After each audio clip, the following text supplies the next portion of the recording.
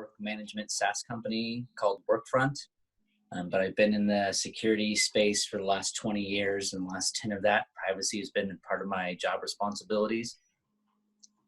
I'm currently based in the United States. I run a consulting practice that I've run for the last 17 years, off and on, as I fill out different responsibilities, helping companies understand data protection requirements.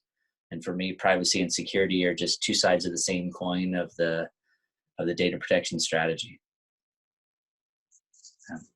Appreciate you inviting me to join this panel.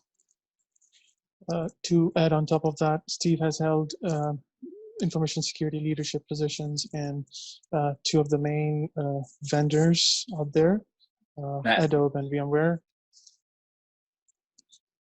That is correct. Last three companies I've been at have all been SaaS software development companies. Yeah, appreciate. Off to you, Asim. I mute myself. Sorry. Yes, we can start with your brief introduction, please. Sorry. My name is Asim Jahan, working and living in the Netherlands, in Europe. Lastly, I worked for the Ministry of Justice and Security as a senior advisor in the privacy and also information security, but mostly the topic was privacy, European privacy, the GDPR, which was quite a job, but it's still going on, and I'm happy that I've contributed and battled for it, and now the organization will carry on. Perfect. Tauseef, with your brief introduction before we start. Yeah. So this is Tauseef Aslam. Currently, I'm working as a Business Security Officer, that is Head of Information Security, or CISO role for Telenor, Pakistan. So I've been working in the information security and data protection industry for the last 15 years. Right now, our main responsibilities are on the security, but we, in Telenor, Pakistan, because you know that privacy is a bit new in this area, so in this region. So we have been responsible even for the privacy and data protection in the past. But now we have also adopted, so yeah, things are a bit different. So now we have a Chief Privacy Officer as well. So that's the brief introduction from my side in this area regarding to security and information security. We have also been joined by Mr. Ammar Jaffri, the Chief Patron of CSAP. Ammar Sahab, can you hear us? Perfect. Glad that we've been joined by yourself. Okay. Assalamualaikum everybody. This is Ammar Jaffri from Pakistan. Let me switch on my video also. This is Ammar Jaffri from Pakistan. I thank you for inviting me here. I think I must tell you that we in Pakistan are trying to do something very amazing. All of you know about it. We are trying to link the power of technologies in the areas which are very demand driven now, which are the rural incubations, which are SDGs, which needs the linkages of the marginalized communities with the advancements in technologies. I am working with universities, I am working with government, I am working with private sector organizations, but we are working at two layers. One is not for profit, in which we are trying to engage everybody around, and we are also working for profit, naturally just to survive and to manage a big team from Karachi to Peshawar. So that's what I'm doing. I call it, I started my journey from e-village. I think a lot of you know about it. And today we are talking about e-Pakistan. So I think a lot of people have been engaged in the process. But the good news is that now, whatever I used to say 10 years before, and people were not receptive, they're not right. Actually, they are not right now listening. This is very important. But at the same time, they are approaching us to, naturally, this is the right time that people like you sitting abroad having the best of the technologies should have some synergies in Pakistan. And finally, I would like to tell you something about CSAP. You know about my humble contribution in Paisa after my retirement. But Paisa was very confined to cyber drills and engaging people in awareness. So CSAP is a big initiative. This is an alliance in which we are, Mr. Saboor is doing something very wonderful, naturally. And we are aiming at bringing 20 people on the board, 10 from abroad and 10 from Pakistan. So abroad side, Saboor Sahab is looking for, and I am really very thankful to him that he's engaging everybody. And in Pakistan, we are trying to establish chapters in Karachi, Lahore, Islamabad, Peshawar, and one member from GB and one from AJK. So that will form a legal entity which will take all principal decisions. We intend to register it with the Security Exchange Commission of Pakistan, not-for-profit initiative, and we'll be touching upon the areas which have been talked about in Pakistan, but yet nothing tangible has been done. That is cyber security, national search, cyber policy, frameworks, everything we can talk about these things. So this is all briefly about me. If anyone has any question, I'm ready to respond to that. To humbly add to this, Mr. Ammar Jaffri has also held Director General position designation in FIA, which is the Federal Investigation Authority, the agency. And he's now working on multiple fronts to promote the practices of cybersecurity and the related domains. All right, so in today's webinar, we're thankful to everyone who has joined. We will be discussing the data protection as well as data privacy and what significant roles it holds for the organizations. Now, if they are operating globally, that's totally a different scenario and it can get complex. What is important to understand when comparing between data privacy and data protection is that you can't ensure data privacy unless the required data governance is in place, unless data is recognized and further protected by the layer of technology. Data privacy and protection are actually very closely interrelated to each other, to the extent that many people often think of both of them as the same thing. But the distinctions between data privacy and data protection are fundamental. To understanding how one complements each other, in a nutshell, data protection is all about securing against unauthorized access, whereas the data privacy deals with the authorized access, meaning who and how has access been allocated or revoked, who defines those roles, how is it being accessed. Another way to put, to look at this is data protection is essentially a technical issue, whereas privacy is taking more of a legal layer on that matter. These distinctions, they matter the most to organizations because they are deeply related to predominant issues of privacy and cybersecurity. There's a very thin line between these two when we talk about it. Both of these, materialize on a larger scale in business, politics, culture, etc. For industries who are subjected to various compliance requirements, for example, there are crucial legal implications associated with privacy laws and ensuring that data protection is in place. Privacy has been taken care of. Implementations are in place over there. And probably they adhere to every required compliance standard that is required. For example, when you swipe your credit card with a service provider, you're doing two things here. Firstly, you're trusting the service provider and the payment system with your personal data, PII, for that matter, to make sure, among other things, like cyber criminals are not able to reach your data. And secondly, you're trusting them, the providers and their staff and their employees themselves, to honor your data's privacy and not to be misusing it. Today, where organizations in many countries are already on a journey to implement the data security programs on various levels, organizations in other parts of the world, even despite of all these challenges, are thinking about it, probably even facing challenges and feeling left out. For this matter, we have invited the international leaders here, the panelists who are apparently having the right knowledge, were able to overcome implementation challenges and mitigated those related risks. Taking this webinar forward, a generic question to all the panelists would be the applicability of the new data protection bill, which is in draft stage, within Pakistan, how organizations are going to be rolling out and what challenges can be dealt with in the early stages? Should there be a need of a national data privacy strategy? What should it address, for example? So starting off with you, Steve, I hope you can hear me. Yes. Okay. So, we'll take things from here, saying, for example, how organizations realize that they should have a DPI, the privacy assessment being conducted in their organizations.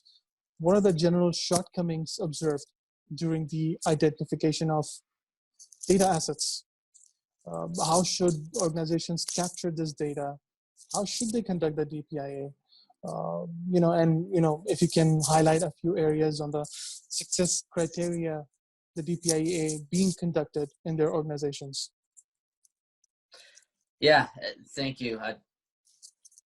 One of the struggles I've seen with managing the operationalization of privacy is getting the right folks involved. Privacy so long has been a strictly legal aspect, or anybody who's involved in a high degree in privacy. A lot of the folks they're working with are attorneys, or they've come up through the legal field.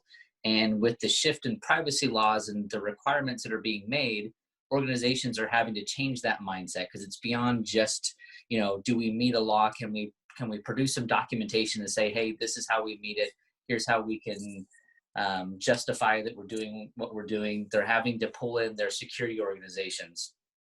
There's a global trend that has been shifting in the last couple of years, where the security organization and the leaders in security, like the chief security officers, the chief information security officers, are starting to be given the responsibility of the privacy work. So you still have privacy counsel, a chief privacy officer that typically has a legal background.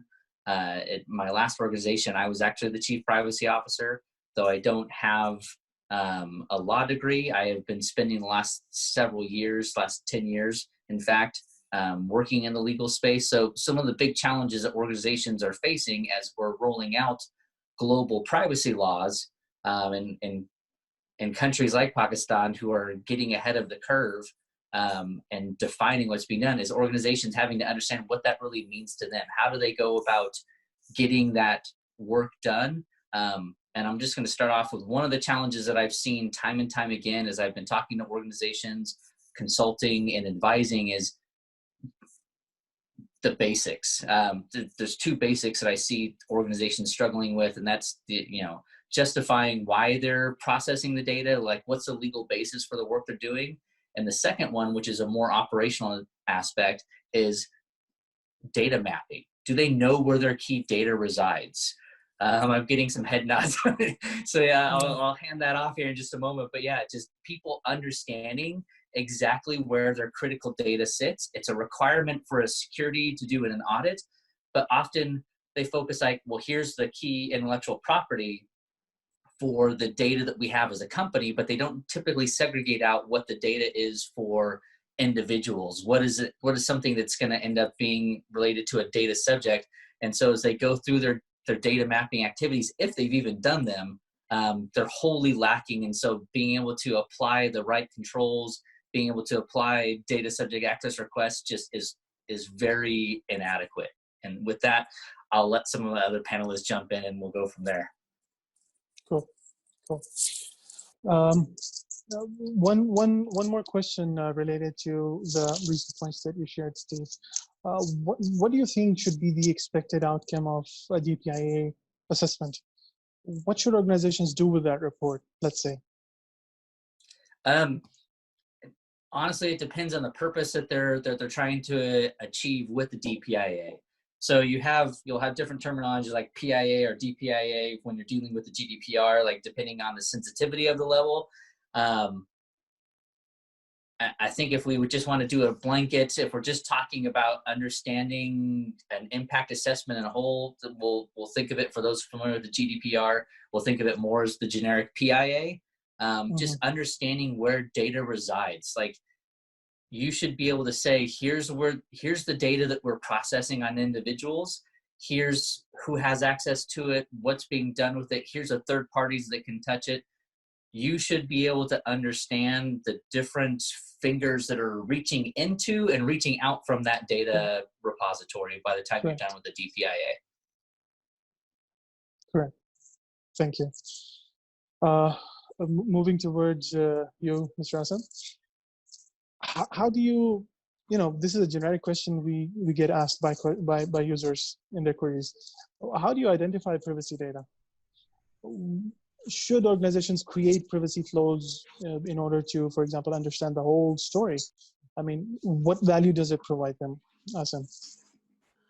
Well, this is one of the biggest questions. You have data and you have data, and what data belongs to the organization and what doesn't. An organization tends to think that every data, all of the data that is inside of our company or organization is ours. And exactly like Mr. Gentry very eloquently described, organizations, the privacy laws that are being implemented are usually in the beginning and still here a legal affair. So they tend to think in terms of laws. You can do this, but you can't do that. So that makes it a bit difficult. Now we are going to, instead of talking about the data and to identify the data, to map it, we're talking about what we can do and what we cannot do. So organizations, our organization, they stressed out. There's no other word for it. They're stressed out and they say, whoa, okay, let's just close everything. Nobody gets access to anything anymore. We cannot send out any data. But working for a public organization like the ministry, a lot of the data we have is public. It's not ours, it's for everybody. You cannot put a lock on it and say, no, we are not going to give out anything anymore. So the first challenge is to realize as an organization, what are we dealing with? What kind of data do we have? And what is ours and what is not ours? You see, when it comes to data protection, the personal data you are having in your organization is not yours. It belongs to the data subject. And I'm happy that the GDPR, the General Data Protection Regulation in Europe, points out the differences in what personal data is. It describes very good, very well that personal data does not belong to you as an organization. It belongs to the data subject. So if any of you or mine, even my data working there, it's mine. It's not theirs. To map it is another whole challenge, because we have data flowing everywhere through the organization and everybody can get access to anything. Not always, but especially working in public organizations, there are different levels of how do you say, sorry, I have to switch to English. So you have different levels of accessibility within an organization. There's secret information, there's top secret information, but so, okay, we know as an organization what kind of secret data we have, but we have never distinguished between personal data and data which is ours. It's not classified. It's not classified. And to start there, to make your boardroom, to make them clear that what personal data really is, and to start mapping it and to classify it, shifts the discussion from a legal point of view to where it really belongs. In my opinion, you should talk about data and not about, maybe that's too harsh to say, but it's not just a legal matter. So we are still in the process of shifting the focus from legal to a more technical point of view, and to also to realize what personal data really means. Since you have also mentioned that there's high significance of having the information flow and data mapping being done in an organization, but I have seen many organizations, delaying on that part, to put the right word. What do you think are the main challenges to, what hurdles does it bring to these organizations? I know it's time consuming, but, other than that, what would it be? Well, the first thing would really be to map your data and to classify it. But since especially for international organizations or public organizations, this is a huge task, because you have to first, okay, classification is necessary, but you have to comply to the law, and that makes it a big challenge, because that's why, in my opinion, legal comes in and tells what you can do and what you cannot do, and this is their field of expertise. They know exactly what should be done and what should not be done. But how you implement it in an IT organization, that's a total different dimension. That's also a challenge. And in my opinion, what I've experienced here is to talk with legal people is a different level of discussion than to talk with IT specialists. IT specialists are just asking, what should I do? Which button should I press and which should I unpress? They want to know, and there's a gap between what they are asking and what legal is providing. Correct. And we are still in the awareness process of making privacy law very understandable for our IT people. Right. That is right. So, since we have an understanding, Just a quick comment on that, just to put this in an additional context from the data protection side. Let's think of DLP. For anybody who's been involved in data loss protection programs on the IT side, one of the key components of most DLP tools is data tagging. Like, you actually have to classify your data. You have to well, DLP tools have been failing for decades, for the last 2 decades now, and yet this has been the job of the IT organization. So then you add data mapping on top of it from a privacy aspect, where it's still the same concept of you need to be able to classify the data that you have and tag it. And they haven't been successful for the last 2 decades, but now we're expecting people to all of a sudden know how to do this when it comes to the privacy realm. And you have attorneys jumping in saying, hey, yes, we need you go tag the data. It's like, yeah, but how do we accurately tag the data? We'll just go tag the data. It's like the problem hasn't changed, and we're still trying to solve that same problem from a security and IT point of view that we haven't been able to solve for the last 2 decades. But now, if we don't do this, there are significant legal fines that are applied. So I apologize for interrupting on that one. Just no, that's fine. That's fine. That's I would add one point here. Very recently, I have a client who we're working with on DLP. Since I'm the consultant, I was going through a lot of things. The team was going through a lot of implementation walkthroughs and stuff. We found major gaps. The DLP is running there for about a very long time.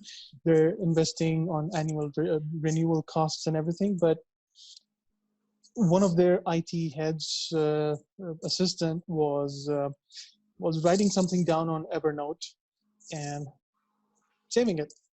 I said, where is this data going? He said, directly to the cloud. Okay. Do you have implementations concerning your cloud? Is it secure? Is it under process? Do you have a procedure? He said, what are you talking about? So even though the DLP was in place, all the controls being implemented, but data being sent out to the cloud. And the worst part was, only when I said it to them, they came to realization on that part. So it's, Asim raised a very good concern to map the data, to actually create the flow, where your data is going, who's putting your hands on that data. Tauseef, moving to you. Since, data protection has been out there for a while, many organizations are looking to implement still in this time, to implement the data protection programs, data security programs. Looking at data privacy, what currently do you think are the challenges for organizations in the region, for example? And how are you guys, or how are the top leaders in the market, the CISOs and so on, and that identifying the data protection solutions? What are their main criteria? For example, creating a checklist, for example, to reduce or at least eliminate the risks pertaining to data privacy and protection. Yes, thank you, Saboor. So in this front, I will say that yes, now we are expected to have a regulation very soon, but I think we all realize that privacy is not something new. So this is, I think this is since ages, because this is a basic human right.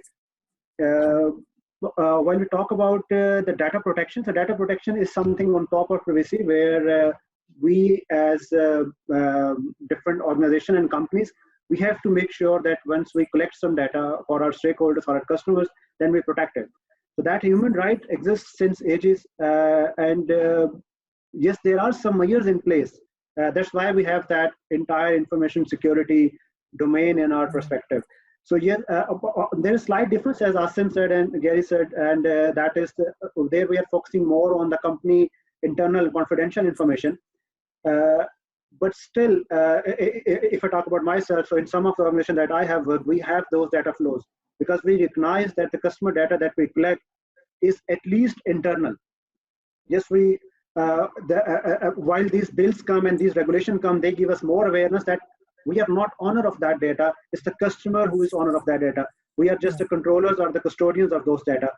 But this basic sense exists, and that's why we have those data flows with our organization, maybe not at that maturity, because when it comes with a legal cover and background, then you have to go with a, I will say, very good and stringent approach. But while these protections are not there for the consumers, then it's more of an, I will say, need-based best effort, some of things. But these things have been there. While we come to how we do in the region like Pakistan, Asia, where these in most of the countries, not all, where we have just coming, where we're just coming across these regulations. So I would like that we should not try to reinvent the wheel. So what has been done in EU? So in EU, there was a complete transition. So they started with, I will say, data protection directives. I think before that there was a convention 108, and then there are some other small steps that were being taken gradually. So the community was prepared. Now what is happening in Pakistan and maybe India and Thailand and different other countries, that we are having a data protection bill right there, and that is almost at par with the GDPR. So they are thinking almost on the same line. So I can, because I'm a student of GDPR as well, so I'm trying to learn this field more and more. So I can say at least there's a 90% similarity. This is to be on very safe side, what we have in the data protection bill of Pakistan and what we have in the GDPR. So there's at least 90% similarity. So while you go with that and you have such a stringent law, where people in the EU who were prepared from the last 20 years to act on this law, they were struggling, and they're still struggling, because I'm in contact with some of the organizations, so I know that it's not easy to comply such a comprehensive law. So this will be an interesting journey in Pakistan, that how we do it. But I will say that it's not something that we are not prepared at all. Because while we have, if you have a very good information security function in place, so all you have to do is you have to translate those legal requirements into security controls and organizational controls, and then you have to start acting on them. Because as I said, privacy is a basic human right. What law is doing is reminding us again and again that this is something you have to do, because businesses will never invest unless there is some regulation. So this is what this law is bringing to us. So I think we are somewhat prepared, but I think there's a lot of need to do the awareness, and we need to start early. One fear that I have with this law is that now we have started discussions on that, but I can see right away organization asking, can we have 2 to 5 years to implement this law? So this will never happen. So if we go with this approach, this will never happen. So what we need to do is that we have to start it. We have to, so we have a famous phrase, if you have to eat an elephant, do it piece by piece. So we have to start doing it. We have to start assigning this responsibility to the right people. We have to give them the basics, at least the basic framework, position, structure, That should come in maybe next 6 months to 1 year, and then things will start rolling. So this is my high-level thoughts on this, how we can do it, where we are in this. It's funny because what happens is, since I'm dealing with a lot of organizations within this region, there are many organizations when I go and sit with their C-levels, the people who are actually driving the security programs within their organizations, I reckon I do not see even DLPs in their strategy, either not being considered or probably not in preference with their leadership or whatever reason. There might be various factors. However, when people like me come up to them and say, guys, what are you doing? You're missing out an important domain, the main element of data protection within your strategy. So they come up and they revamp the whole thing and try to inject the data privacy programs within their security programs, or try to correlate it somehow. So, and on top of this, there are many countries who are working on Vision 2030, Vision 2025, and organizations, even including government, they have taken massive steps to enhance their structure, improvise on a lot of things, including the technology and expertise. So how do you see the organizations, to integrate the data protection or data security programs within their current programs? How do you see that? Because it's definitely, it's a long topic. It's time consuming. It requires a lot of attention from the right people, involving different people to have successful programs being rolled out. But how do you see this coming, midway and integrating it with the current implementations or practices? So Saboor, I think we already touched upon the DLP, and then Gary and Steve, Steve and Asim, I think they asked something on that. So my point is that DLP will not help, because unless you know what you need to protect, unless you have the right data flows, unless you have the right classifications, then DLP will start helping. If you have all of this, DLP will start helping. Unfortunately, DLP technology is not super mature that they can help us on, maybe for small organization it can help. But if we talk about large banks and the telecommunication industries, and especially the digital arena, so things are really complex. So DLP solutions can help to some extent, but not all of it. So for that, we have to take a holistic approach, and that comes with, do you have the right security frameworks? Maybe you can start with COVID, maybe you can start with ISF, ISO 27001. So you have to take it the holistic approach of it. You have to set all the right governance, teams, processes, then you can protect that. Even if you have DLP, I can assure you, because I have implemented it myself in the beginning of my career, these tools can only protect you from the overt channels that are well established. What about the covered channels? If there is a cybersecurity vulnerability and attackers can get in system access by exploiting a 0-day and they can exploit some data, you will never be able to do that, and DLPs will never help you, because they will help you only on the FTPs, on the emails, but those threats will never use that. So that's what I will say, I queried this to top 3 vendors in the DLP industry. Can you give me, so you cover these 5 channels, 8 channels, but can you give me assurance that if there is any data leakage attempt from the covered channel, anything that is not listed in your domain, will you even alert me? They prefer not to answer that query, because I was working on a defendable architecture solution for one of the organizations. They prefer not to even answer that. So we cannot put the burden on one tool. It will not happen. Exactly. So you have to be very holistic in your approach, and we have those tools available. So we have some encryption solutions, very good encryption solutions. So you have to choose how you encrypt your, I will say, data at rest, and maybe data in your backups and data in transition. We have SOC tools available to proactively detect and prevent us from these breaches.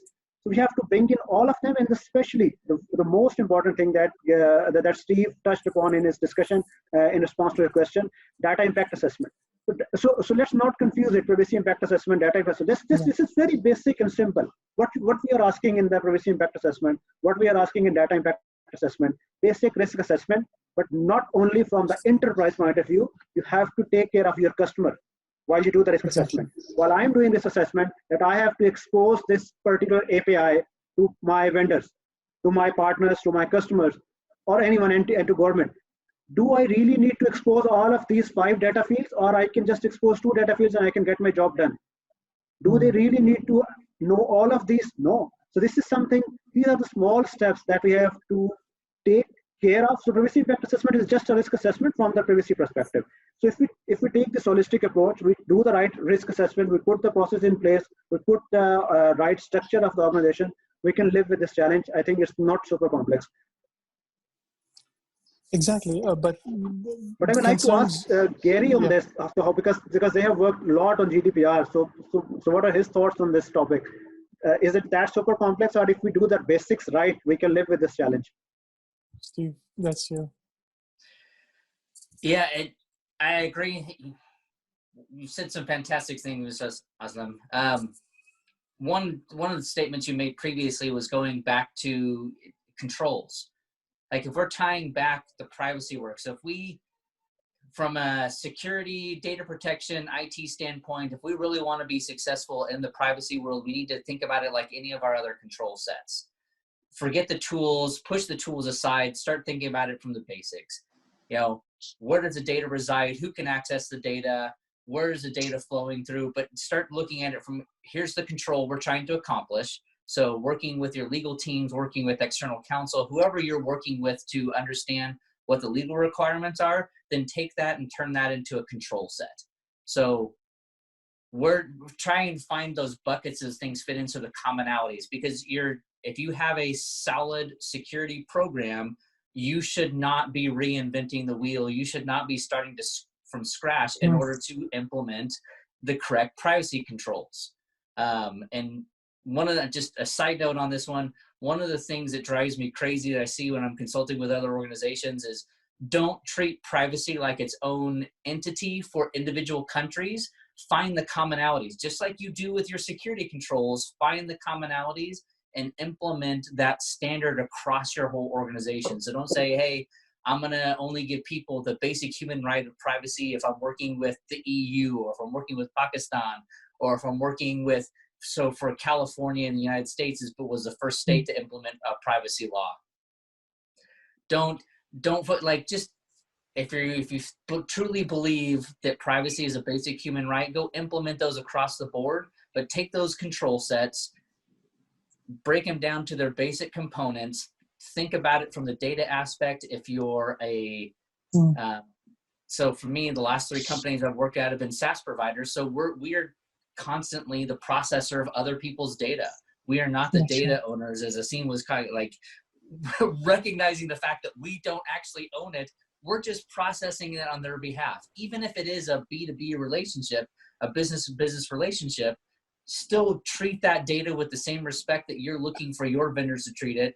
Once you know what the data is that you're processing, then go, if you're from a customer standpoint, go work with your architects. This is one of those things that I think we have left our security architects, our IT architects, I think we've given them a little bit too long of a leash over the years. Start holding them accountable for actually documenting where these data flows are. In the last organization, I worked closely with our architecture organization in order to create these data flow diagrams, to start understanding the different places. And we were amazed at the different spots that we had data residing, the different times that we were doing. So it's understanding, if we truly want a successful program, again, Mr. Aslam commenting on, making it a holistic approach, I wholeheartedly agree. We need to be able to pull in the different pieces and the different folks in an organization that you may not normally think of, like your security architects with inside of your product development teams. I have a question for Mr. Gentry.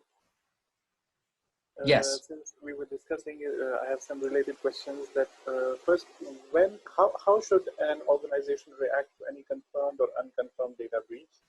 And how is the incident management process different from the data privacy breaches? And whom should be informed and when should be informed about the data breach? So, yeah, breaking that down. So, from my personal opinion, this is not legal advice. This is just the world according to Steve Gentry. Incident response is one of these things that organizations, don't do very well. There's different requirements out there. If you look at the GDPR, as a SaaS provider, I'd have customers saying, hey, you have to notify me within 24 hours of a data breach because I have 72 hours to do the notification and you've already chewed up 24 hours, which actually wasn't correct. Their 72-hour clock didn't start until I actually let them know. Once we were aware of, then their 72-hour clock started. So one, understanding the different regulations for breach notifications in the countries in which you do business is critical. Getting that information in the hands of those involved. So if you're a SaaS provider and you're the processor, letting the controller know as soon as possible. But going back to the basics, and I'll use this term a lot when I have conversations because I think we get too far into the shiny tools of security and forget to do the basics really well. Same thing goes with privacy. And what I've seen over the last couple of years is its importance has increased. Understand the basics of your incident response program. Do you even have a documented plan? It doesn't matter if it's a security breach or a privacy breach. If you do not have a documented plan, here's the steps of which you need to accomplish. Here are the people that need to be involved, and then run through tabletop exercises. If you haven't prepared for a breach, then basically you're preparing to fail. You have to be able to have that information in hand. You have to have it documented. In order to do that, you need to be able to understand what, again, it goes back to understanding where your data resides. So security breach or privacy breach, in my mind, they can two sides of the same coin. You need to be able to understand who's going to be involved. When do you bring in legal counsel? When are you notifying that? When are you notifying external regulators? Again, understanding the laws of the countries in which you do business, because some of those notifications vary from country to country. And often with a security breach, having been when I worked for Adobe, they had 3 different breaches that were involved. And data, as you're going through the breach process, you keep finding data later and later. So you want to be able to, once you have a situation where you understand when that you have a firm belief that a data breach has occurred, then being able to bring in the right resources and being able to create the notifications from there. But you've got key players across the board. Often your chief marketing officer is involved because their organization is going to be doing public notifications. Depending on what business that you're in, how you communicate to your customers, because often you have contractual obligations that you don't make public announcements without letting your customers know first and having them be involved, because again, most companies are processors and not controllers. So the processor has to remember they can't be blasting a lot of information out there without letting the controller or the data know. And you shouldn't be doing any notifications without talking to the controller first. I hope that answered some of your questions as we're going along. There were multiple questions in there, and I hope to. It was pretty extensive. Thank you. Thank you. Back to you, Asim. There are many other principles in security that can actually drive the whole programs to a whole different level. One of them being privacy by design. What other principles do you think would directly complement the success of this program? Privacy by design and privacy by default, they are very, very necessary. I would like to make a little shift here from the principles to even a higher principle, so to say, is to bring this discussion of privacy and also of security to the board level, to the boardroom, to discuss it with the ones that are steering the organization, and to make them owners of privacy and also of security, of these 2 functions. The thing that I have seen in most organizations, if so not in all organizations, is that everything has been compartmentalized. We have the IT, we have the security function. When information security came up, that's an IT thing. Let IT look at that. John, that's your case. Now we have privacy. Privacy was it still is. It's a legal matter. So okay, let's have legal look at it, and then we'll discuss again in, let's say, about 3 months in our next quarter meeting. But you have to make them aware that this is not something you can just decide on the go. Sure, the organization targets are very important, but without security and without privacy, what are you going to do if everything falls out? One thing also, this lockdown, this Corona lockdown, has made us aware is how vulnerable we are as organizations when only one factor, a very significant factor, falls away. Is customer the things that companies customers are buying from us. Yeah. If this factor falls away, we have nothing to do anymore. So many businesses are falling out because of one little essential factor. We are in our boardrooms, we are talking about other things than what we should talk about, and which is our consumers, our customers. What do they demand? What are they willing? Even a data, I'm going to do a little bit semantics here now. A data impact assessment, data privacy impact assessment, like Mr. Gentry pointed out, is necessary. But even the data protection impact assessment is from the point of view of the organizations. What is going to happen if our data is compromised? What will it cost us? This is the level of how we deal with things in an organization. So it's good. We should know about the fines that will come to us when we violate customers' rights. But you should also think about and bringing it back to principles. What are the principles of these data protection laws? What are they telling us? What they're not just a bunch of rules that they're telling us what we can do, what we cannot do. And most of us, we only think, what can we not do? So, okay, we have some restrictions now and we have to deal with it now. No, look at it from a customer's point of view. A data subject, the data is his or hers, and what do they expect? Even data subjects have now been put with the GDPR. They have put in a position. They've been put in a position where they can demand their rights within a certain amount of time. How are we as an organization going to make sure that we can commit to these values of giving the data subject their rights, and not to talk about okay, what's it going to cost us? And I think getting it back together, everything, we need to stop thinking, and this is going to be a huge paradigm shift for organizations. We need to let go of this compartmentalization within that happens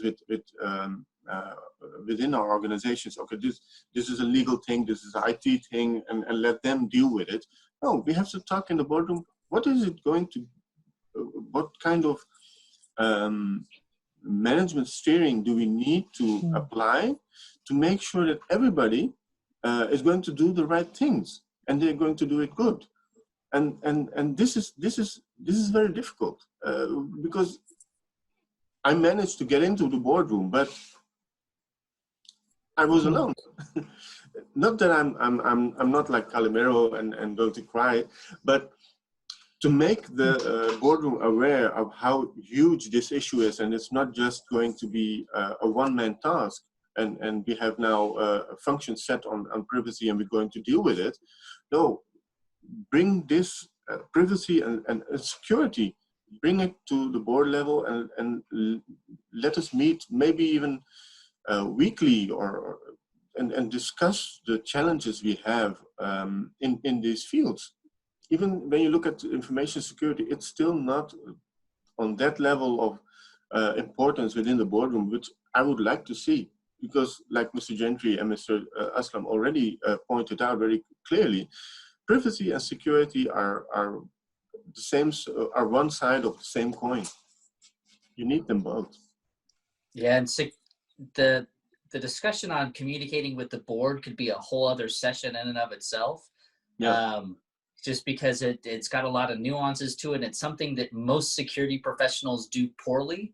And privacy is now learning and getting into that same aspect of having to do the regular communications on privacy. And most boards, giving some example, as I've been communicating with my peers and different groups that I'm in, communicating with the board is not common in security. So as Asim pointed out, like it's something that needs to be elevated, but it's a lot. I put a lot of that on the security professionals not knowing how to communicate with the board. Well, again, if we get more opportunity, that would be a great follow-up discussion of how do you portray this information back up to your executive leadership team and the board. But a lot of security executives don't actually get time to communicate with the board. They don't get the opportunity to share, and when they do, they go in there bull rushing it and want to just throw everything out to them and don't give them the context of what it is. And so a lot of those board meetings just become ineffectual. And so then the board doesn't want to have them back.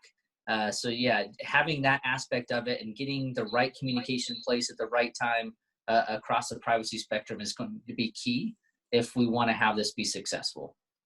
I think we have one more question here from Mahbub. Yes, hello everyone. Yeah. There was a very good point in the beginning of this session pointed out by Steve, like to have the right people in place to understand the scope of this overall, this data privacy and how to develop the structure. I believe we are focusing the structure to be in place in Pakistan, right? But in Pakistan, if you talk about overall nation, overall citizen in general, like I believe Pakistani citizens are not at the moment matured enough to understand the impact and severity of this data breach compared to Western country. In Western countries, identity theft is you are gone. Once your identity stolen by some hackers, a group of people. So what you like, since you guys are in this field and you are not only dealing with the organization, you are focusing on a regional and in a global point of view, what do you think how to educate Pakistani people to understand the days coming, things are gonna be very, very complex and very serious? So this is just my question, if you can, anyone can shed some light on it. Yeah, so when it comes to the seriousness, I'm going to go back to what Mr. Asim said earlier, just delaying privacy laws so companies can figure things out and going. It may be newer to Pakistan, but you've got to just do it. So even though Europe had the data directive previously, companies didn't really, it was a directive, it wasn't a regulation, so they didn't actually have to follow the law. It wasn't until the law was put in place and that companies had started realizing and fines started being leveled that people took it seriously. I actually had a consulting engagement here about a month ago, having a conversation with the organization and going back to data subject access rights. They're like, wait, do we actually have to do that? We thought that was just, we thought that was one of those optional things with the GDPR. Like, no, that is literally the fundamental purpose of a privacy law, is to protect the data subject. Like, you keep thinking, Asim, as you pointed out, people keep thinking about it from the business point of view. So getting businesses to mind shift into the providing people that basic human right of privacy just means we got to implement it. We got to go forward. So I think it's fantastic that Pakistan is going forward and going to implement. Yes, you may have a ramp up time. You may be slower. The Data Protection Authority may be slower in leveraging fines against organizations, but they've got to start somewhere and you've got to draw a line in the sand. And then that allows organizations the time to become educated. And then it's giving people the opportunity to understand the work that they do. Most Europeans, I don't think, understand the GDPR very well. So I don't expect Pakistan to be any different. Most people just, unless it impacts them directly, they don't really care about privacy laws. But you've still got to go implement it. You've got to draw that line and say, we're going to start as of now, and force people's hands to go do the work. Because again, it doesn't matter what country you reside in, your data is going some part of the world. And once it's gone, it's gone. Like there's not a whole lot of jurisdiction that most countries have over where what happens once data leaves their borders, whether you're talking about Pakistan, the US, or any country in the EU. So that is the same problem that we all have to face across the board. I've been in this market, Saudi market, the cyber market, for about 20 years here. We used to get a tough time walking into the boardrooms, talking to the business owners, trying to convince them to go for a cyber readiness assessment to see where they stand. Imagine we used to be told that I have Kaspersky installed, I'm secure, don't worry about us. Now, talking about the paradigm shift, 2 years back and now, people now have even the threat management processes in place. Why that happened was because SAMA, the State Bank of Saudi authority, they came up with a framework, a regulation saying if you are a BFSI organization, banking, financial institution, insurance company, you should comply with 1, 2, 3, 4, 259 controls stated out in their framework. Non-compliance caused them a lot of amount of money and a bad name in the market. Everyone came up with the requests, please support us. Now people have even the procedures for vulnerability management and penetration testing in place. Why that happened? Because the regulators were serious enough. Nations were acting up, and enforcing is a language that probably, unfortunately, everybody understands. So that's my point of view. Unless things are, because it's either a compliance-based approach or a risk-based approach. So either way, you're going to end up having the controls implemented or the right governance being drafted out. But then it's also the culture that would complement the whole setup, the whole program. One last question, Tauseef. I would like to address this to you. We've received from one member. How should you think? Because it's a black hole when organizations say that me putting my data on a cloud service provider, that's a black hole. That's where I don't see who's controlling my data, what's happening with my data. How is it being managed and monitored, being secured, whether if there was a breach there. So that's a fuzzy area for organizations. And when I talk about the region that I mostly work in, Bahrain, Saudi, Dubai, there's a very high rate of reluctancy moving towards cloud. These are the areas where at one time Office 365 was a big failure, even though the world was picking up with cloud. So talking about coming back to data privacy and protection pertaining to the same data, how do you think it's going to be a win-win situation for both? How do you think these programs should be integrated with the service providers on that note? Yeah, so thank you for this question. I think very interesting, and maybe this question is alone where we can do another session as well. Because data privacy, data hosting on cloud, and then ensuring privacy is something very important. Yeah. But if you see what cloud outsourcing is, so cloud outsourcing, just remove the word cloud and it is just an outsourcing, right? So what we do while we outsource something, while we engage some partner, we do a contract with them. And then we put the right security controls and right availability and all of those financial stuff in those contracts. So if you have to ensure the data privacy, you have to do the same thing. So while the technology teams go and make sure that they have the right SLAs for the availability, so they have, similarly, the legal and security team should go and they should ensure that they have the right contractual clauses in place for the data privacy. And GDPR has stated and given it a specific name, that is data protection agreement. And there are specific templates available. So all you have to do is that you have to make that DPA's data protection agreement part of the overall contract. Situations become a little difficult when you have to go with outsourcing, cloud service providers like Amazon or Microsoft. Because if you're a small organization and they are a big organization, they will never sign a contract with you based on your needs. So they have some default stuff there and they will ask you to sign that. So this is where things get a little difficult. But then on top of it, if you ask about, I will say Amazon, so they have United States DoD level 6, I think, qualified for security and privacy, I think information security. So then you can try to invoke and I will say opt for the securities in those contracts that are really feasible for your stuff.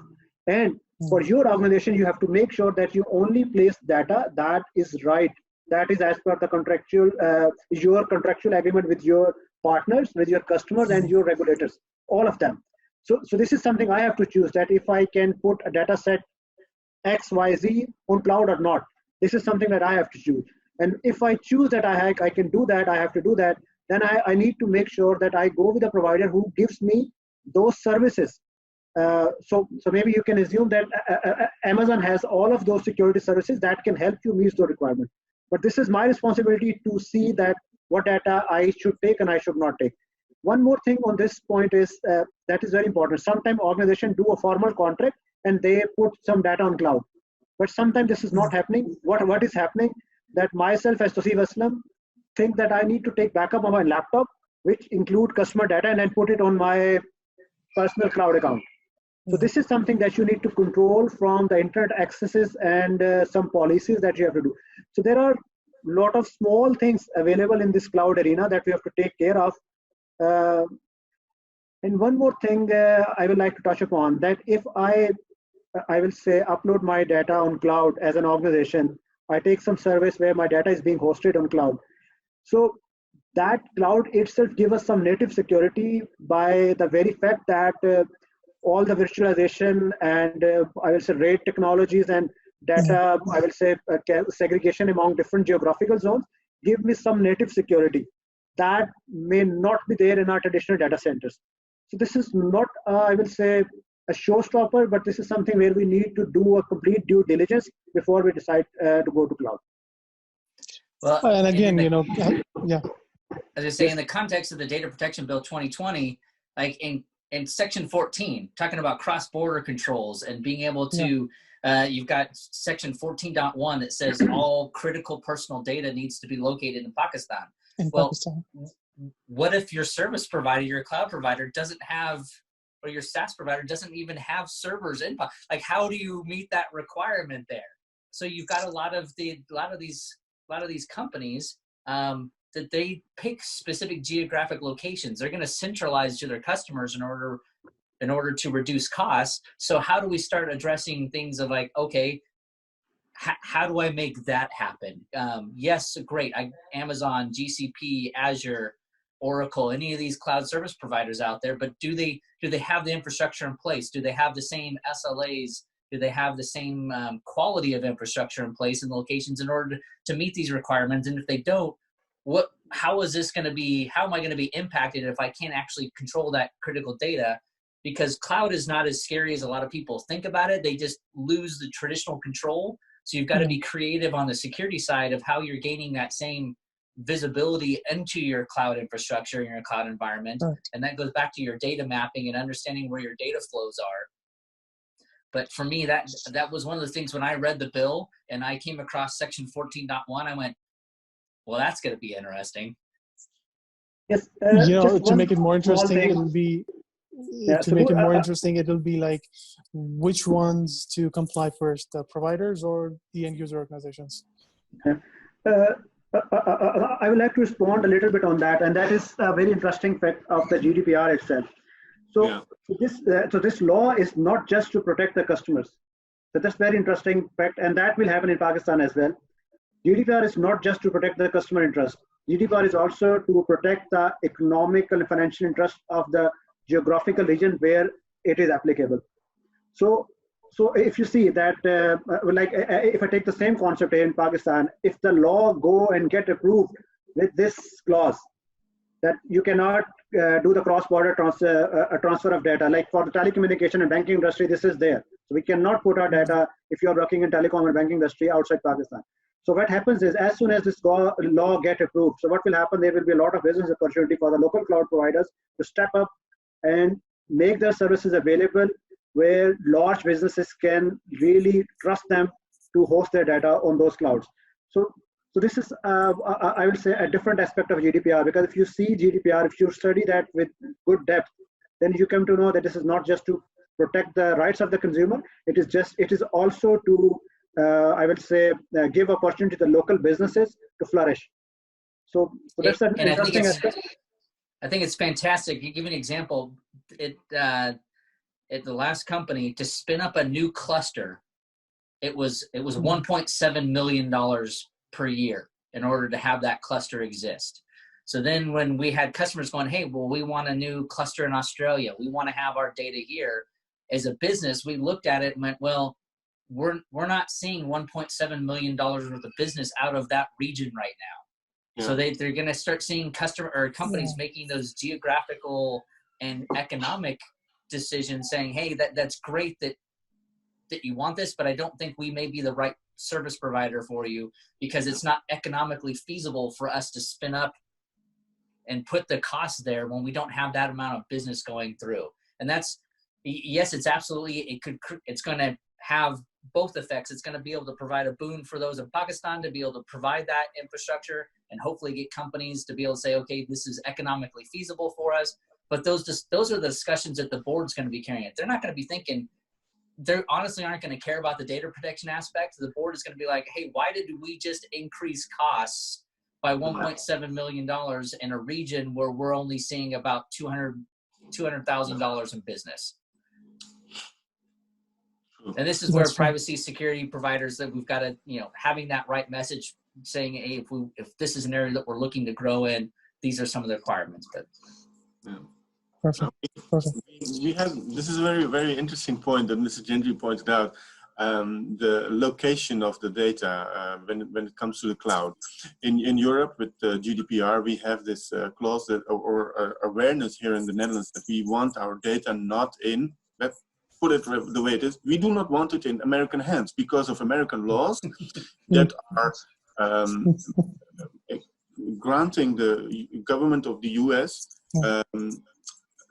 access to all personal data of citizens here. And now you have a clash with the GDPR. What are we going to do? Are we going to shift everything back to Europe, or are we going to find a solution to keep working with these big, large cloud providers that are located in America, but they are also expected to comply to American laws? And I do not want to say that these laws are good or bad, because that's not the point here. The point is, how do we find the solution that everybody's happy about? We can have from the point of view from the data subject, that their data is secured and not being comprised or looked at by other entities than just the data controller and the data processor. No, we now have to shift the discussion from just our own interests to the interests of different nations. How are they looking at it? The US government basically says, we want access to everything. It's not exactly the way I'm telling it, but this makes not far off. Okay, thanks. But Europeans get very frightened about it, especially on a citizen level. People are saying, no, we don't want that. We don't want the government of the US to have access to my data. This awareness is coming. So we had to work with the large cloud providers, and they were giving us a contract. Here, sign it or take it or leave it. So we had to discuss with them, and even on a country level, they were not really cooperative. They simply said, you as a country, Netherlands, you're too small for us. Can you imagine? We have a European law, and we have to fight these huge, big data cloud providers, and they're just telling us, you're not interesting to us. Ow, that hurt. So we had to cooperate within. We had to make sure talk with them again, and then the thing was, and this is what I really appreciate about them. They said, okay, this is a European law. We are willing to cooperate with it, and they brought a huge data center to Germany, which can be used for several countries here in Europe. Which also, okay, it was not 100% what we wanted, but they did make a step towards us. So we could work with that, and we're still figuring out how to work with it. But this location of data, which Mr. Gentry pointed out in the new data protection bill of Pakistan, which is if it has to be if the data has to be in Pakistan, how are we going to manage this for huge multinational companies? When we look at banking sector or the telecommunications sector in Pakistan, which is a very diversified sector with different owners in all over the world. Let's just look at Telenor, for instance. They're a Mobilink. Their owners are a Norwegian company and some other companies as well. How are we going to make sure that our data of Pakistani citizens and people that are being held compliant to the Pakistani bill, how are we going to do this? Sure, we're going to have a lot of more the business for local data cloud providers, but are these little small companies, are they up to the task? This is also what we need to address. In our case here in the Netherlands, our local data providers or local cloud providers, they were not up to the task. It's a huge investment they have to make, and they simply don't have the means to do that. Big companies like Amazon, Microsoft, and you name it, they have the means. They have been working since the 60s and 70s, making these big, huge data centers. Google, just to name a few of them. I'm not affiliated with any of them. So this is a very interesting topic, the location of the data. How are we going to manage this as an organization? Yeah, I think Exactly. going back to like the GDPR adequacy principles, like Privacy Shield for EU, US data transfers, or Swiss US data, adequacy principles are going to end up coming into play because you're going to have this time frame as even as Pakistan cloud providers spin up and have, in order for them to be able to provide the data, there's still got to be a transition time period. I think this is one of those things that's going to become a little bit more contentious for multinational corporations, and they're going to want to provide or find ways.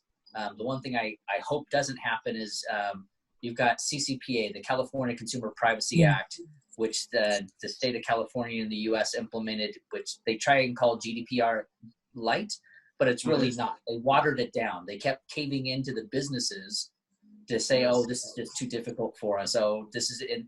Because we don't have a national law here in the US, the governing principles behind privacy in the United States is actually the Patriot Act. That's actually what gives the US government the privacy rights that they have, which is wholly inadequate, and it has nothing to do with the individual citizens. It puts all the power in the government's hands. So Asim, I actually don't want my data stored in the US either. Well, as an example, send it across to Pakistan.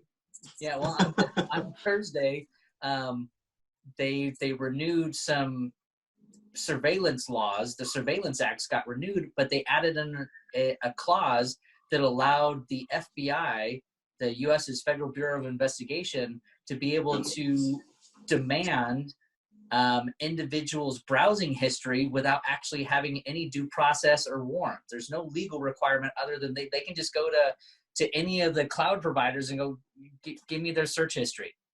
And they're supposed to comply with it. Now, of course, the technology companies, we have a history here in the US of fighting the US government and saying, we're not just going to give you everything. Apple did that a while back on the encryption keys. So I think with a lot of the privacy laws that are being implemented globally, the ultimate drivers of what privacy is going to look like is actually going to come from corporations. It's when corporations decide they're going to be responsible and they're going to help shape that landscape that we're going to be successful on it, because often government are truly not looking at it from a end user's perspective, from an individual's perspective. A lot of the laws still revolve around, well, we still get access. One last thing, point I'm going to make on this, to give you an example, is in the US, the Cambridge Analytica and Facebook, that was very it was a global impact of Cambridge Analytica using the Facebook platform to collect data on users and help influence and shape the U.S. Election process in 2016. Well, Mark Zuckerberg is called before the U.S. Senate and being held accountable for privacy violations on individuals. He was in meetings in a week. The following week, the head of the Department of Homeland Security in the U.S. was sitting in Belgium with the European Privacy Congress complaining about the GDPR being overly aggressive in preventing governments from getting access to user data. Yeah. So like in the US especially, like we still haven't figured out how we want to handle privacy. So this is what I hope that is like with more countries like the European countries, like Pakistan, like all the other countries out there that have been implementing privacy laws, that I actually hope it has a negative effect on the US, which then causes the US to change their behaviors. So we can have multinational organizations. And this is why I said earlier, as a multinational organization, don't think about the laws that you're being required to by each country. Find the commonality across them all and implement it everywhere. Give every individual, whether there's a law in place or not, every individual the basic human right of privacy and allowing them to have data access and submitting a data subject access request. Yeah, correct. All right. So one last question to because I think it's almost time now. One last thing to take away, because there are a few senior people who have joined this webinar.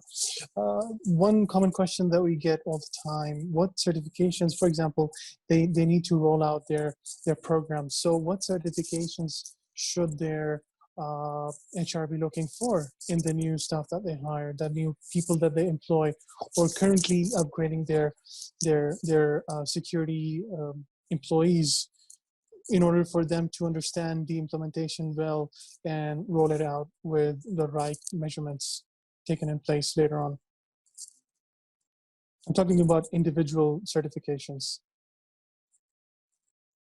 Things like from IAPP and stuff like that. Would you like to list out a few certifications for these people? If I may, I would not really point out certain certification of certain organizations, but to have a basic understanding of what privacy is, if you know the principles, which are, well, you can Google them. Sorry, they mostly have commonalities. Most privacy principles in all throughout the world are based on the same thing. You can take the OECD, the Organization of Economic Cooperation and Development, take the principles they set out in 1980. I believe it was 9 or 3 September of 1980. They set out 10 principles which are used all over the world.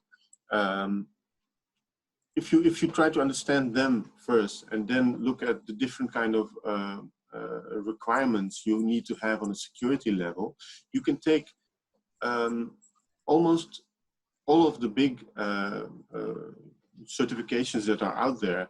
You take CISM, you take CIP-E, CIP-M, CIP-T, CISA, CRISC, CGI. Now they have the FIP as well, the fellow program. Yeah, and also the ISF framework.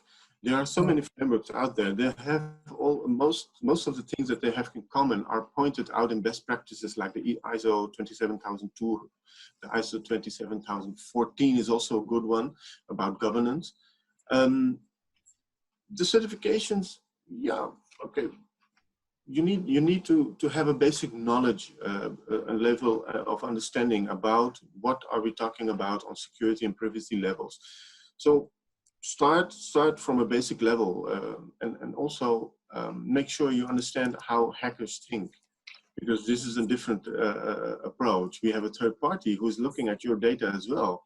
They are interested, and how are they assessing this kind of data that you have in an organization. Right. So, no, there's a lot of work to do. Perfect. Perfect. Well, I believe, what we've covered so far is just, touch basing the surface level. And it's a huge topic, and, it requires a series of discussions. We'll be holding more webinars on the related topics on cloud security and etc. So we'll be talking about different elements of privacy and protection of your data on that note. With that having said, I would like to thank you all panelists for joining us and providing us your insights and valuable inputs. It has been very informative for our members, and to see the interaction, raising questions from different people, it was really appreciated from the member side as well.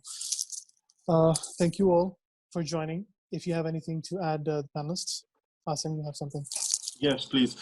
Thank you very much for inviting me here and to put me on this international level with Mr. Gentry, Mr. Aslam, and you as well, and all the people that are watching and listening to us. Thank you very much for this respect and giving us the opportunity to talk about from our own experience.